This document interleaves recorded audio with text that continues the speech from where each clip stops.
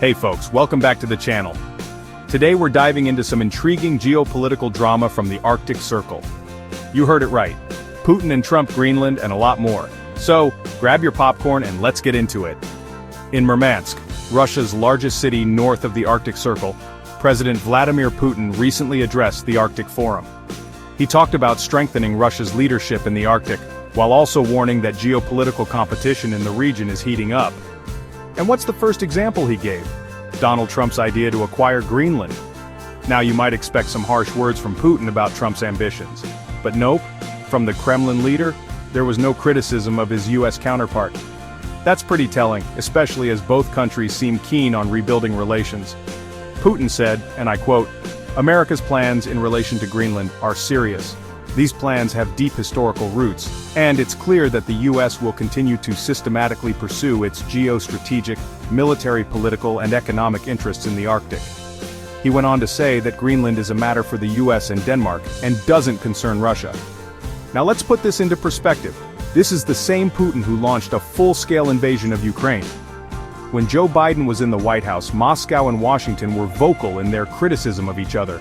But now, things have changed. Russia is even promoting economic cooperation with the US in the Arctic, a region packed with natural resources. Kirill Dmitriev, Putin's envoy for foreign investment, said they're open to joint investment opportunities. Of course, this is contingent on the end of the war in Ukraine. So why Greenland? Well, Trump has been actively pushing to take control of Greenland, citing international security reasons. Denmark, however, has rebuffed these attempts. During the Arctic Forum, Putin also touched on the importance of strengthening Russia's northern ports and building a merchant fleet supported by new icebreakers. He mentioned concerns about NATO activities in the Arctic, indicating the region's growing strategic importance due to its resources and military significance. But it's not just about the Arctic. There's a broader shift in US-Russia relations. Senior US officials are echoing Kremlin talking points about the war in Ukraine and Europe.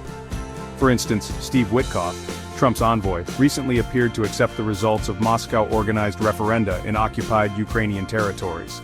These votes haven't been recognized by the international community, but it shows the changing tone in Washington. Putin's aide, Nikolai Patrushev, pointed out that the US has two competing political parties. When the Democrats were in power, they had one view. Now, the Republicans have another. It doesn't mean they agree with Russia, only that they have their own standpoint, which opens the door for cooperation. And let's not forget Elon Musk. Dmitriev praised Musk as a visionary and hinted at potential cooperation on space missions using Russian nuclear technologies. Imagine that, Musk and Russia teaming up for a mission to Mars. So, is America a friendly country to Russia? Well, opinions are mixed.